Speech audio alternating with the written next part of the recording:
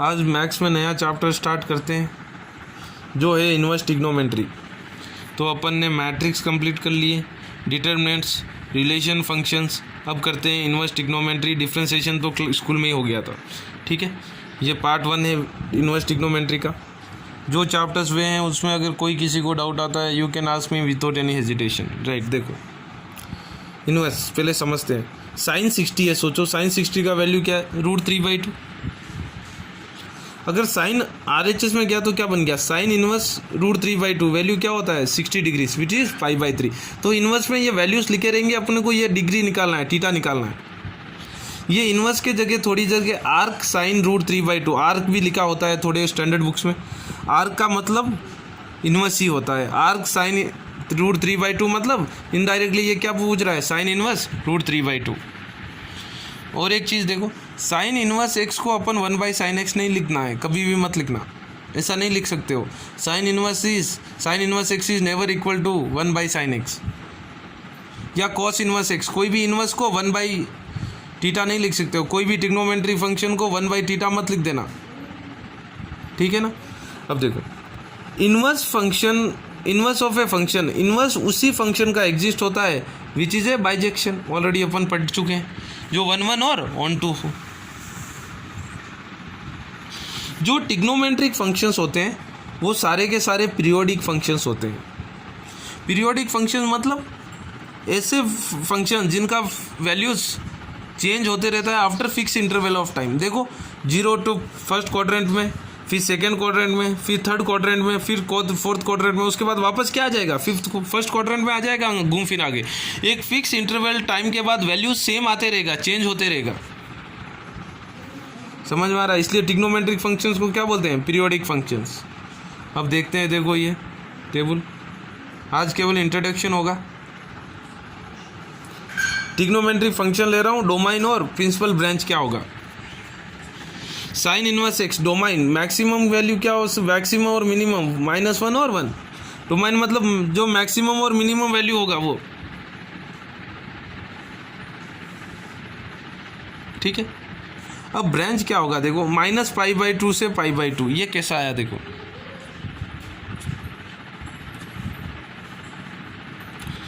जो साइन होगा उसका, देखो अगर मैं यहाँ से यहाँ फर्स्ट क्वाड्रेंट में तो पॉजिटिव होता है, सेकंड क्वाड्रेंट में भी क्या होगा, पॉजिटिव ही होगा। वैल्यू सेम रिपीट होंगे इधर भी। आप साइन 30 लिखो या साइन 150 लिखो, बात तो एक ही है, क्योंकि वैल्यू क्या आने वाला है, 1/2 ही आने वाला है।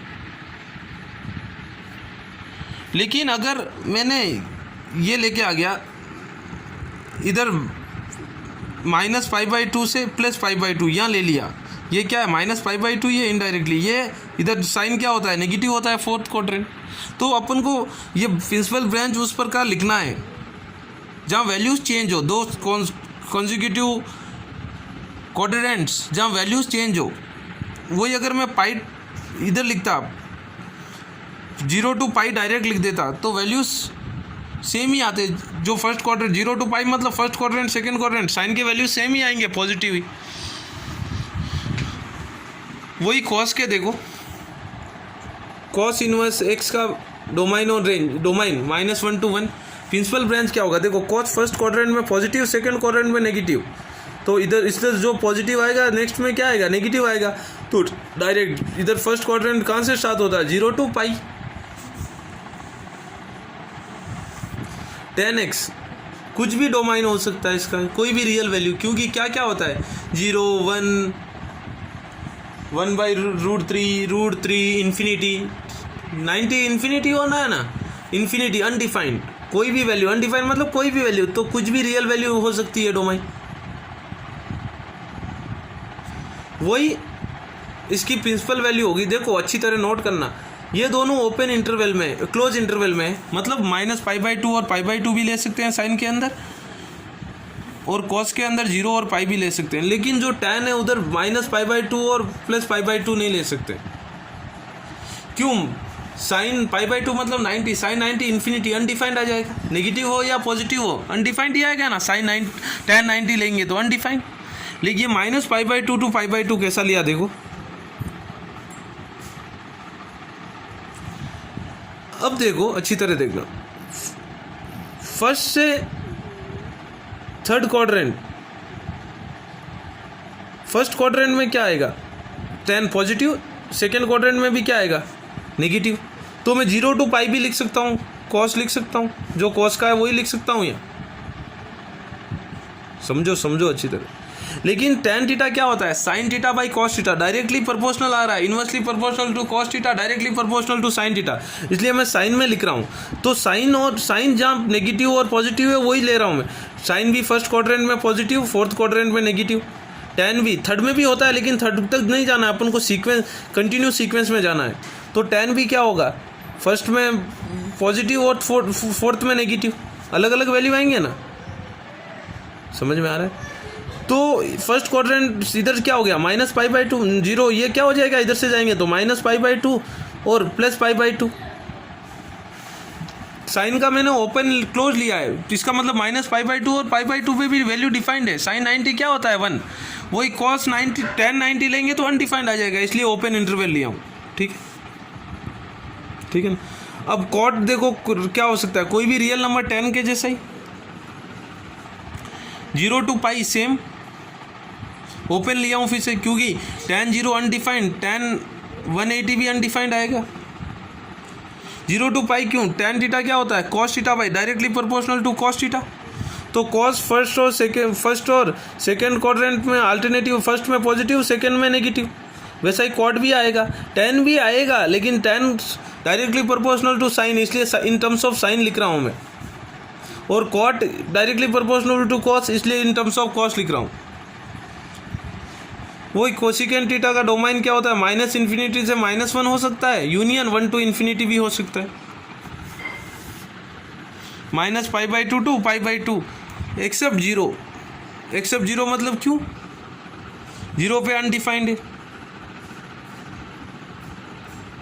समझ में आ रही है। कोसिकेंट 0 क्या होता है, अनडिफाइंड, क्योंकि अनडिफाइंड क्यों होता है, sin 0 क्या होता है 0, तो रेसिप्रोकल करेंगे तो 1/0 क्या हो गया, अनडिफाइंड हो गया ना। तो 0 को छोड़ के ये वैल्यूज याद रख सकते हो, तो देखना समझना है आप लोग। सेकेंड इनवर्स x क्या होता है, -∞ टू -1, 1 to ∞, फिर से सेम होगा दोनों का। ये 0 to पाई एक्सेप्ट π/2, क्योंकि π/2 पे सेकेंड अनडिफाइंड है, क्योंकि cos π/2 क्या होता है 0, cos 90 क्या होता है 0, सेकेंड क्या होता है cos का उल्टा, रेसिप्रोकल करेंगे 1/0 क्या हो गया, अनडिफाइंड, इसलिए। ठीक है ना। अब देखो समझते हैं,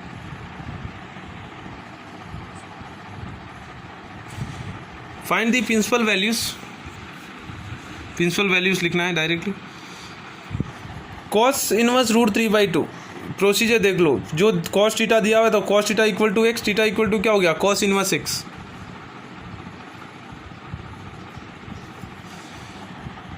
थीटा क्या आएगा, √3/2 कब आता है cos में, 30 degree, π/6 cos inverse x, cos inverse x क्या आ गया, π/6।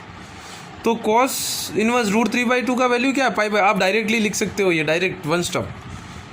कब आएगा √3/2 का, π/6। tan इनवर्स π/4 कब आएगा, tan इनवर्स 1 है, कब आएगा, π/4। cot इनवर्स √3 कब आएगा, 30 डिग्री से आएगा, π/6। sin इनवर्स -1/2, देखो ये क्या हो जाएगा, माइनस आ गया, साइन ऑफ माइनस थीटा क्या होता है, माइनस साइन थीटा, 11th में पढ़े थे, sine of minus theta minus sine theta, तो -π/6। इधर एक इम्पोर्टेंट ऑब्जर्वेशन आगे नोट करवाता हूँ मैं। अब देखो tan इनवर्स ऑफ -1 -π/4, 1 क्या होता है, π/4 माइनस लगा दो, क्योंकि tan of minus theta minus tan theta. अब देखो ये पॉइंट्स को याद रखना है, दो को जिंदगी भर आप लोग। अगर साइन थीटा, tan थीटा और कोसिकेंट थीटा होता है तो principal values are return directly from trigonometric table, जो ट्रिग्नोमेट्रिक टेबल में दी हुई है वही वैल्यू लिख दो डायरेक्ट। और क्या साइन लगाओगे, वही साइन लगाओगे जो साइन क्वेश्चन में दिया हुआ है। इधर क्या है, tan इनवर्स -1 है, -1 का वैल्यू क्या होता है, π/4, लेकिन -1 है तो -π/4। वही अगर केवल tan 1 होता तो +1 नहीं है, वैल्यू क्या होता, π/4। अगर tan इनवर्स √3 है तो क्या होता, 60 डिग्री, π/3। वही tan इनवर्स -√3 है तो -π/3, वो का वही वैल्यू लगाना है, लेकिन साइन भी वही लगाना है जो आया है, कब साइन टेन और कोसिकेंट है तो वही अगर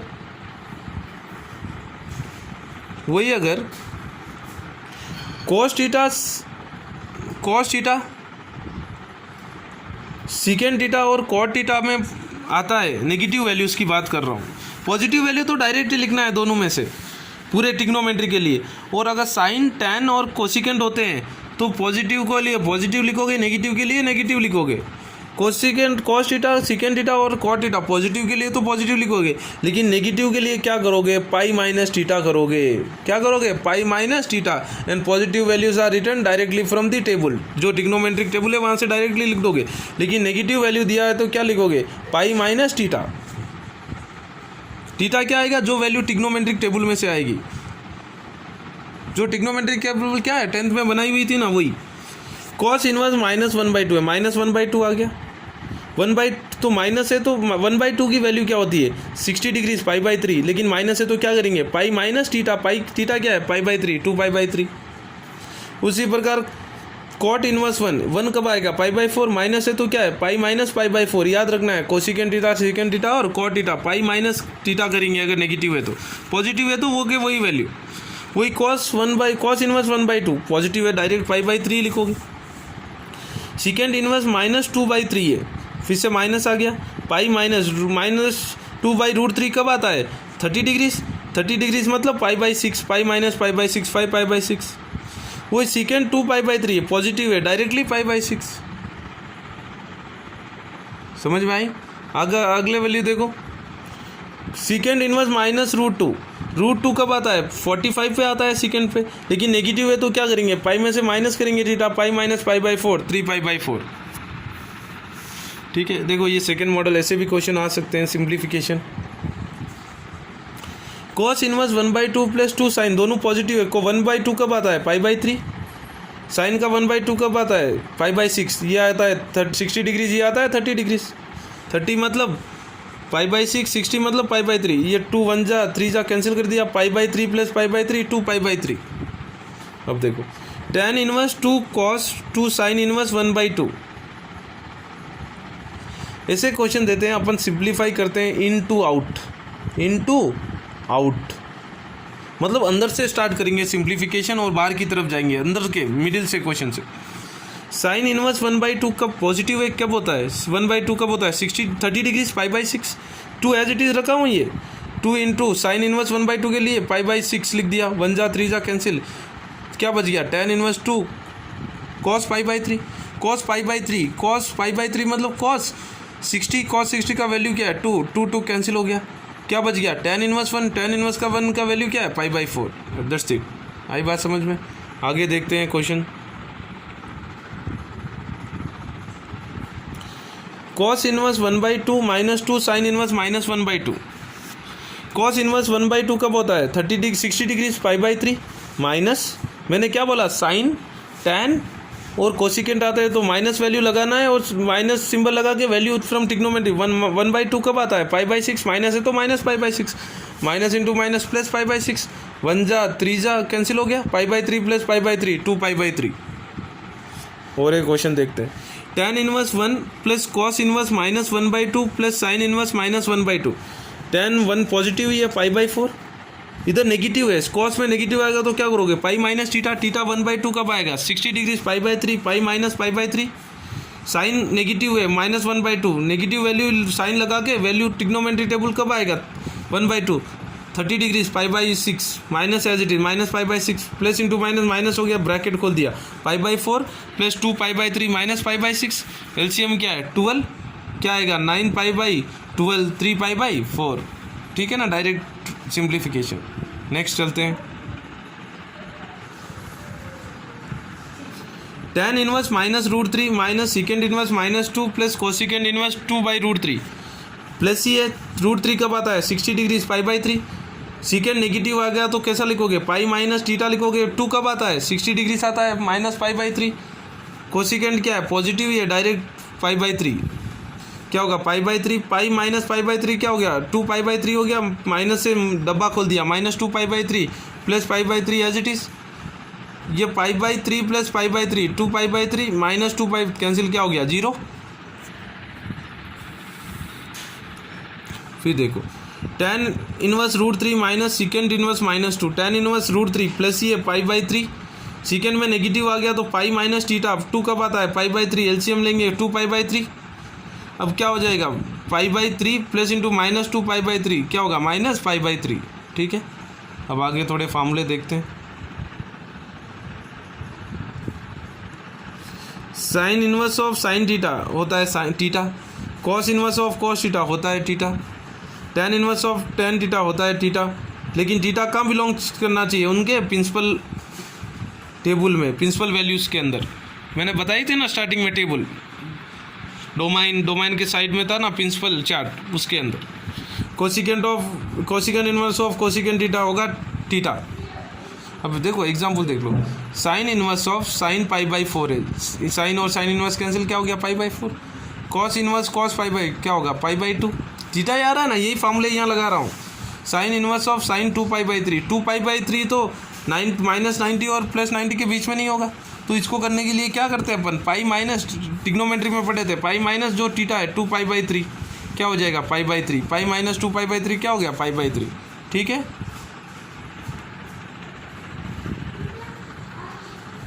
यहाँ देखो सारे आपको ट्रिग्नोमेट्री के फार्मूले, इनवर्स ट्रिग्नोमेट्री के फार्मूले लिखा हूँ मैं, आप नोट्स में एज इट इज़ फार्मूले को लिख लेना है। पूरे इनवर्स ट्रिग्नोमेट्री के अंदर जो भी फार्मूले से वो यहाँ लिखा हूँ, मैंने आपको दिया हूँ, सारे के सारे फार्मूले you will be writing in fair notes, जो अपन कल से यूज़ करेंगे आगे के एक्सरसाइज में। आज केवल बेसिक्स थी, कल से अपन डेप्थ में एक्सरसाइज के प्रॉब्लम्स सारे सॉल्व करेंगे, मिसलिनियस सारे के सारे फार्मूले आपको पढ़ लेना चाहिए। ठीक है ना, तो यही इतना ही है आज इनवर्स ट्रिग्नोमेट्री, जस्ट इंट्रोडक्शन और formulas. You should be ready with notes and formulas by tomorrow, सब फार्मूलेस पढ़ के रेडी रखना है, आगे का कल से करेंगे। ठीक है, पढ़ते रहो, टाइम पर वर्क करो, पेंडिंग मत रखो। ठीक है ना, क्योंकि डेली बेसिस पे वर्क पेंडिंग रहेगा तो बढ़ते जाएगा, क्योंकि वर्क डेली बेसिस पे दिया जा रहा है। ठीक है, just utilize the holidays, God bless you.